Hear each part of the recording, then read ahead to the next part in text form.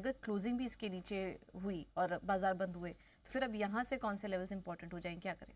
इसमें कोई डाउट नहीं कि 23,000 के नीचे की क्लोजिंग अच्छी तो नहीं है, नो डाउट।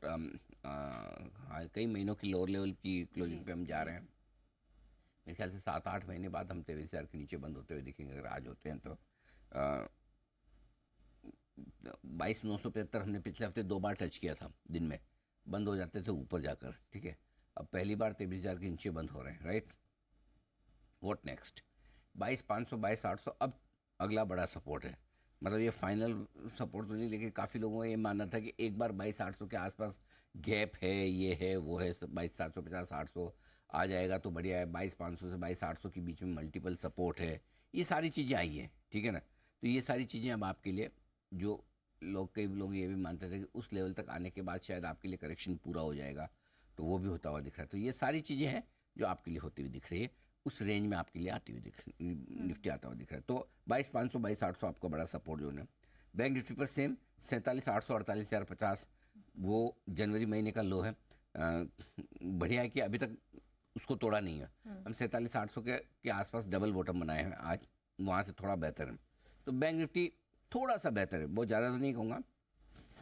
अब जब तक 23,350 के ऊपर निफ्टी निकल कर बंद ना हो और 49,350 के ऊपर बैंक निफ्टी निकल कर बंद ना हो, तब तक पूरा ट्रेंड बदलेगा नहीं। तब तक आपका ट्रेंड नेगेटिव ही रहेगा और ख़राब भी रहेगा। रिकवरी आई भी तो 23,000, 23,100 की रेंज में आपको प्रॉफिट बुकिंग या जो फंसे हुए ट्रेडर्स बेचने की कोशिश करेंगे। और रिकवरी आई तो 48,600 से लेकर 48,850 की रेंज में बैंक निफ्टी में आज आपको रुकावट देखने को मिल सकती है। इन लेवल्स पर आपको रखना है नज़र।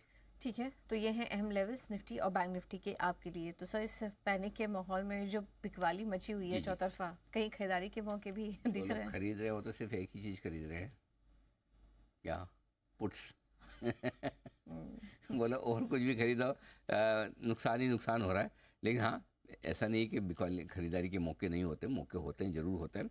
अगर लोगों का व्यू है थोड़ा लंबा और देखो, पहले तो खरीदारी का व्यू एक हिसाब से बनाना है आपको, ये सोच के कि बजट ख़राब हो सकता है।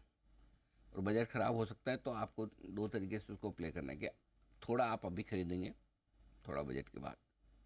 क्लियर है? अगर बजट खराब हुआ तो ही दूसरी बार खरीदेगा, नीचे मौका मिलेगा।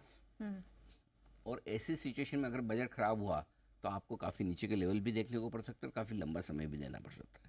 अगर आप उसके लिए तैयार नहीं तो आप खरीदिए मत अभी, फिर आप बजट के बाद ही खरीदिए। क्योंकि आमतौर पर कहते हैं कि टाइमिंग करना ठीक नहीं, लेकिन टाइमिंग आपको तब की जाती है जब आपके सामने एक इवेंट है।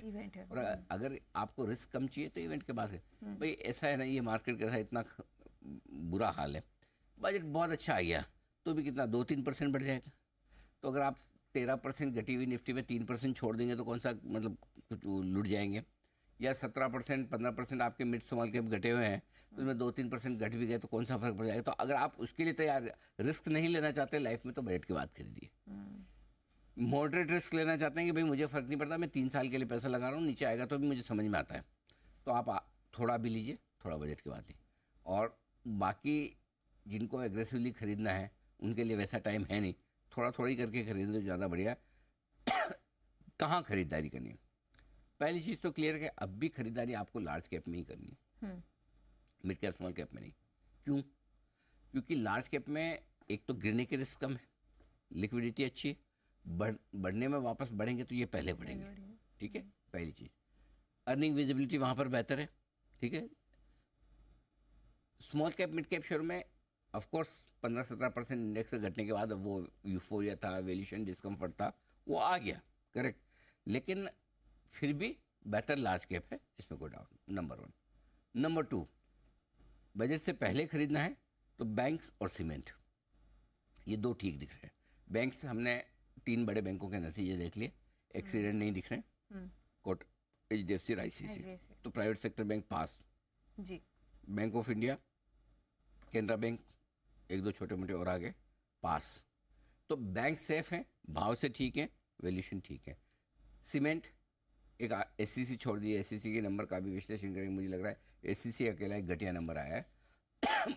बाकी नंबर्स ठीक है, सो ओवरऑल ठीक है, कोई दिक्कत वाली बात नहीं। ठीक है, तो बैंकिंग और सीमेंट सेक्टर ये निवेश के लिए फिलहाल बेहतर नजर आ रहे हैं।